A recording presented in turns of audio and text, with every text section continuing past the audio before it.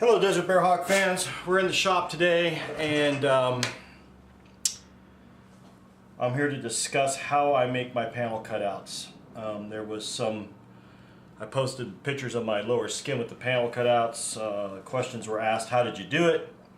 This is how I did it. And I'm actually going to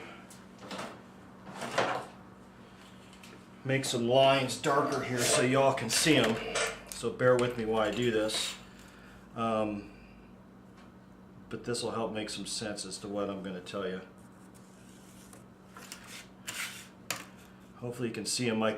This is the second time I'm shooting this video because the aluminum messes with the camera and makes it constantly try to refocus. So I got it off autofocus and on manual focus, so hopefully I'm not wasting my time shooting this thing all blurry. We'll find out. Alright, so the question was, how do you make your cutouts in your wing? And I'll take the camera over and I'll show you guys the wing here in a second. And I want to try to keep this quick and concise so it's not a 20-minute video on how to cut square holes in a piece of aluminum, because that seems to be excessive. So basically what I did is I made this pattern, which you can see right here. And here's a smaller one for the cutout for the lift strut attach fittings that goes in between the two nose ribs above the spar. These are below the spar, above the spar. So this is actually part of the top skin that comes over, and then these holes all are in the bottom skin. So what I did is, in order to make this, I used my router. I used a regular router bit, not this router. Well, actually I used this router bit right here, but and I'll show you that right there. I actually set this in so when I was cutting out these holes that the pilot bearing was below the hole, so it was just all the cutter.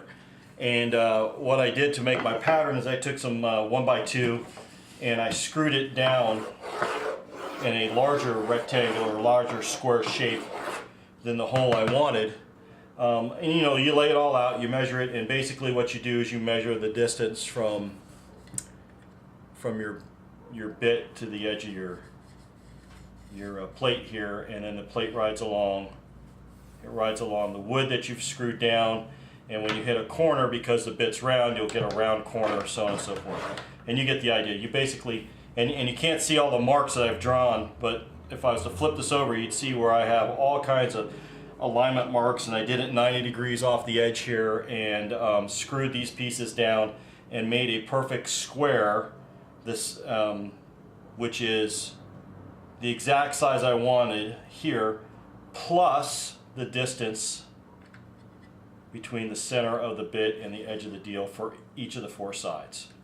So that should make some sense to you. And then that's how I made this hole. And then I went in here and I just kind of cut out most of the material with a jigsaw, and then I just cleaned it up by running the router around, following those boards I had screwed down to this 5/8 MDF. Same thing with this one here. Did that way, and you can see that I've got these 90-degree lines drawn and all that. So that's how I made the holes, how I made the patterns, and then of course to make the actual panels, which here's a panel right here. To make the actual panels, I used the the router table, and I just made a master template, and you can see it even says master right on it. And then I just double-side sticky tape a piece of aluminum to this, flip it upside down. The router table's got the bit sticking up, the pilot follows the wood, the bit cuts the metal, and I peel it off and I've got a perfect panel. And you can make these all day long and they'll all be exactly the same. So that's how I made those. And then of course I have a template for the bigger panel, and this is the panel that goes by the aileron bell crank and the aileron pulley. And then you need to have another thing that I made tooling for, that you could probably do it without tooling, but I like to make tooling.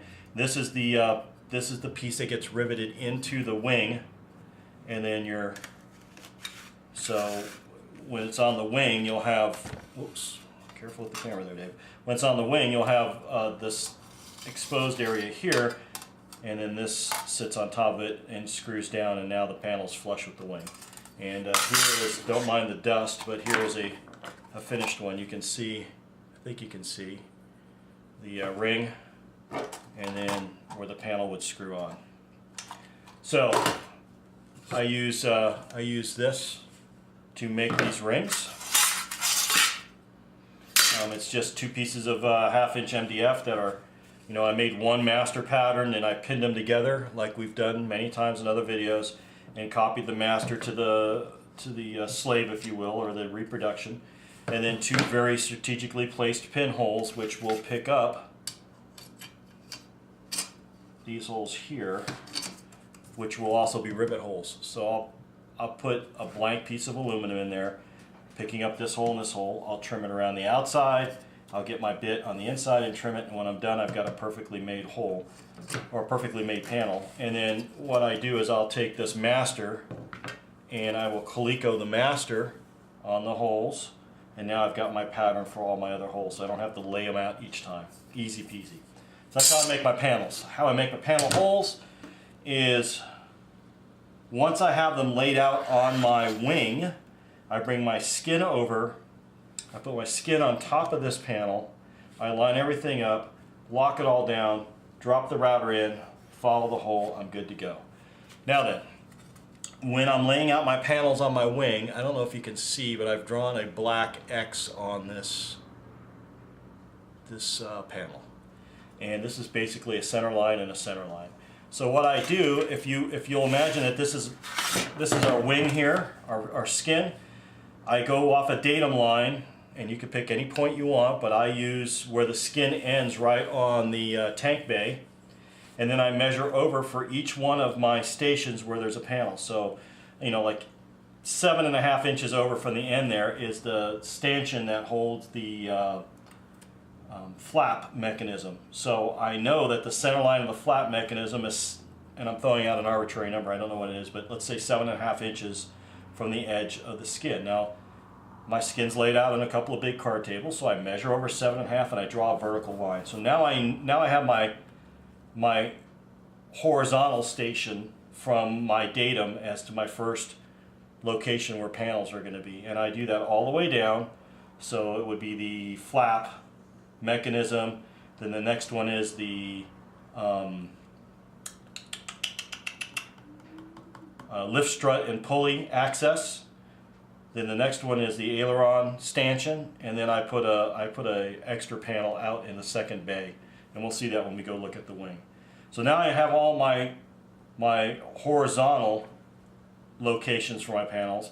Then I measure vertically. Now I know I'm going to have 2 panels where the flap stanchion is, so I measure up to where I want those panels to be, and I mark them. So now I've got my vertical line for my horizontal location, and I got my horizontal line for my vertical location, and voila, I now have a coordinate, and I drop that onto the skin, line up these lines and these lines, I take a Sharpie and I draw around it. Easy peasy. So now I've got my panel locations all the way down my wing. Then I measure them again, and please measure them twice, if not 3 times, if not 4 times. It takes an extra second to measure it, and it takes hours to make a new skin. So measure them. But once I'm certain I know that I have my panels in the right place, and keep in mind you have to make provisions for this backer ring. This goes behind the skin, and if you've got a rib right where this needs to go and it can't get in there, now you got a problem. So make sure that you have clearance to put your backer in between your ribs. And if you're laying your panels out on center lines, you're not going to have an issue. The aileron stanchion does sit right next to a rib, but that's okay, because you're going to incorporate that rib into the panel, and you'll still have some real estate inboard of that rib to put. And basically what you do is you take one of these rings and you cut it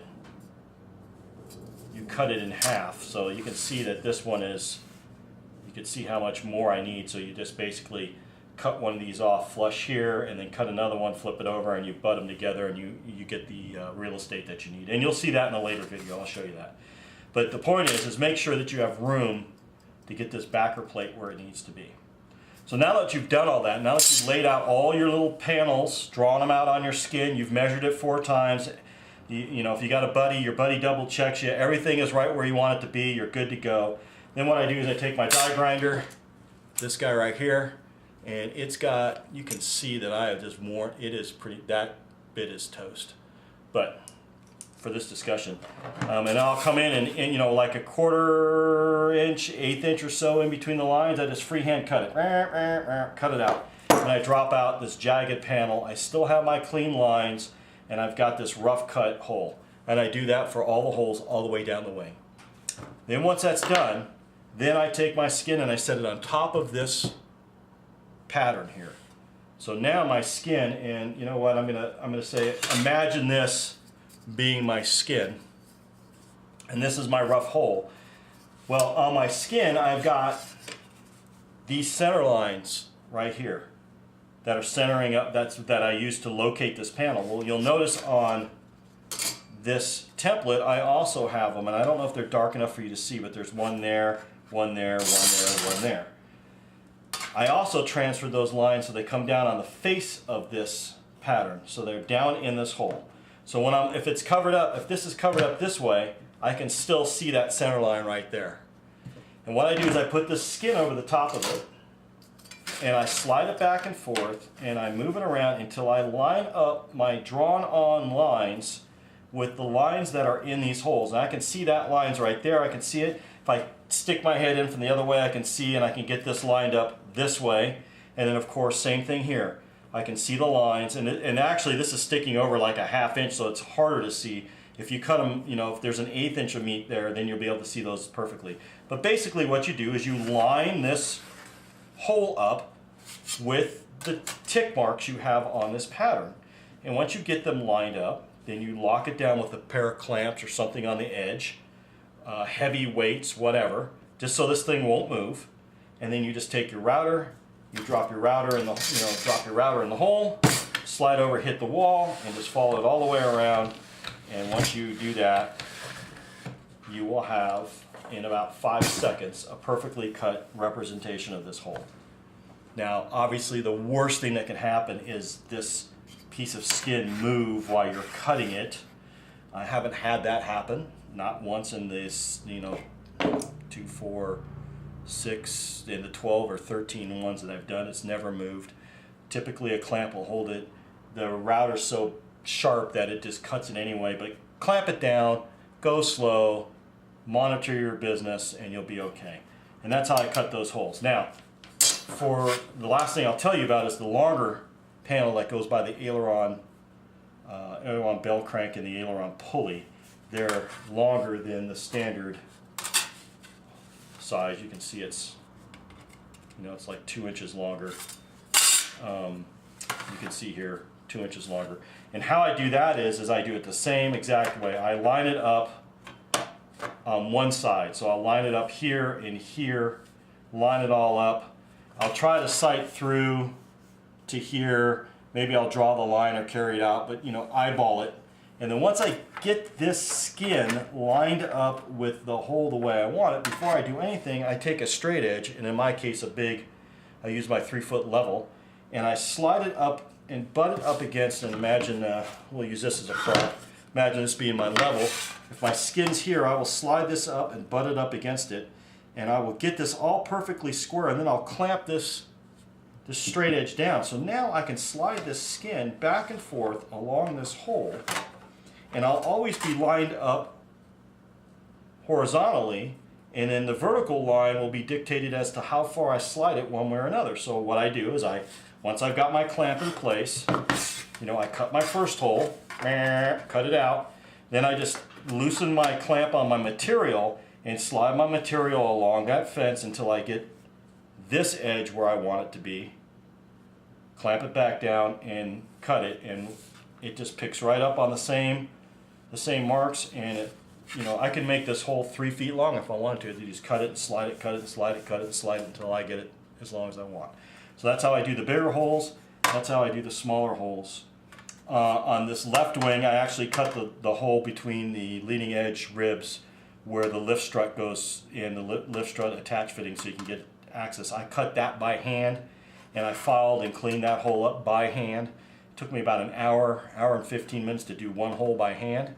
but I wanted to do it before I took the skin off because I wanted to have access in there to mark some things before I pulled the skin off, because, you know, if I didn't, I'd have to pull the skin off, cut the hole, put the skin back on, cleco it all down, mark my hole, pull the skin back off again, cut my lift strut access slots in the skin. And so I was just trying to save myself the aggravation of putting the skin on and off more times than I needed to. So I did this one by hand, and it took me about an hour and a half. This one took me, I don't know, 5 seconds.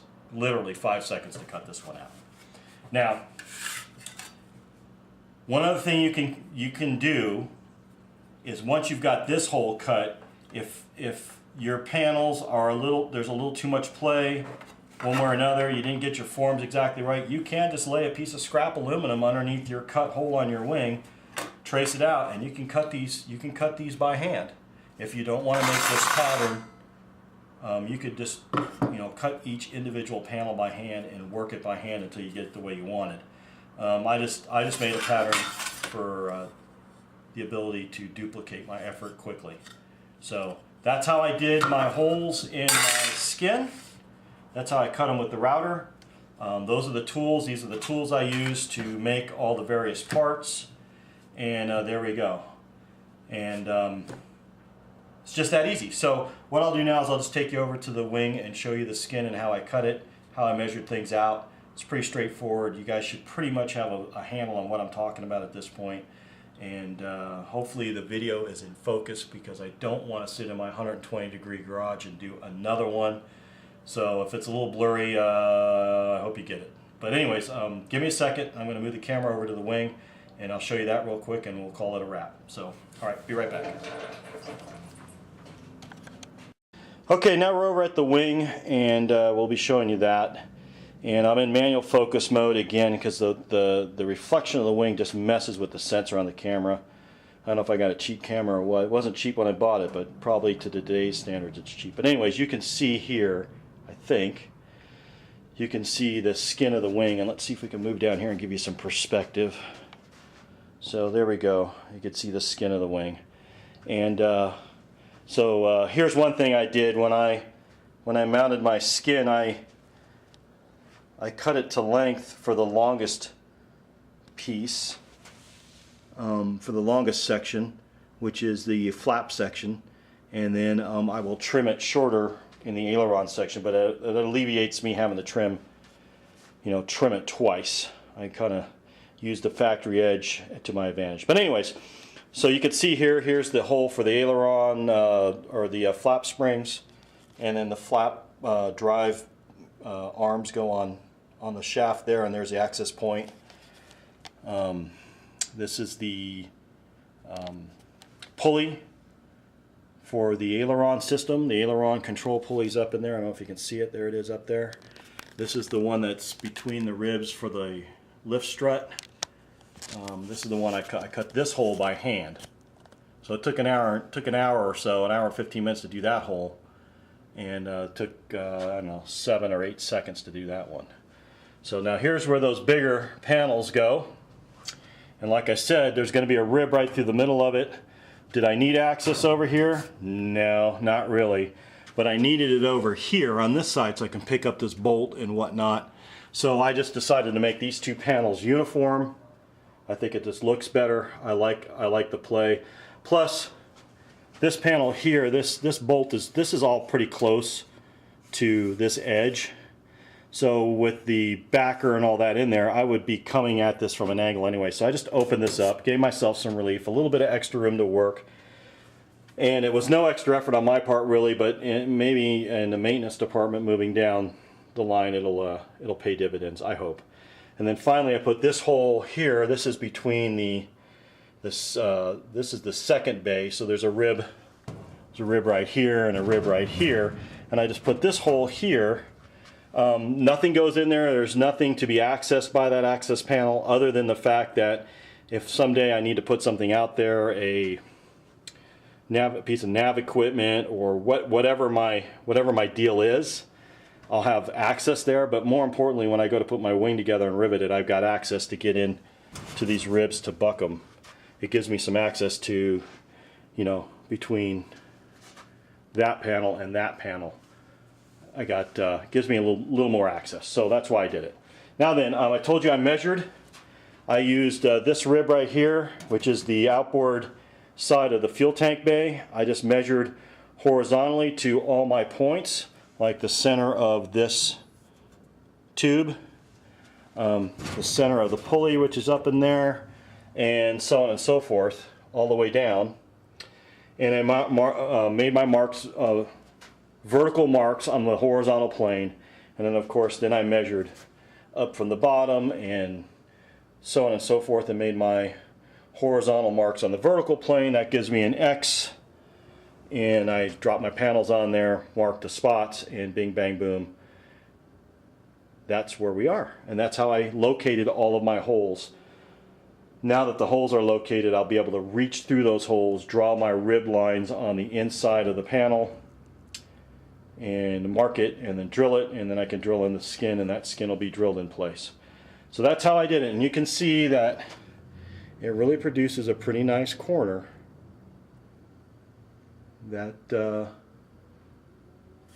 flush trim 1/2 inch bit produces pretty nice corner, and you can see my hand done corners they came out just as nice, but a heck of a lot more work. So that's how we do it. That's how I did it. If you have any questions, shoot them to me in comments, and I'll try to answer them up for you. But hopefully that'll make your panel cutting process easier. It's a little more work in the beginning. You could just mark them out by hand and take a die grinder and cut them and file and clean them up like per the Bearhawk build manual, and there's nothing wrong with that. That is a perfectly acceptable way to do it. That's how I did that one right there. But for me, I took an extra 2 hours of my life and I made a tool, and now I've got consistent panels. If you look at this wing and measure these panels, they'll be exactly the same as the other wing. There's no deviation.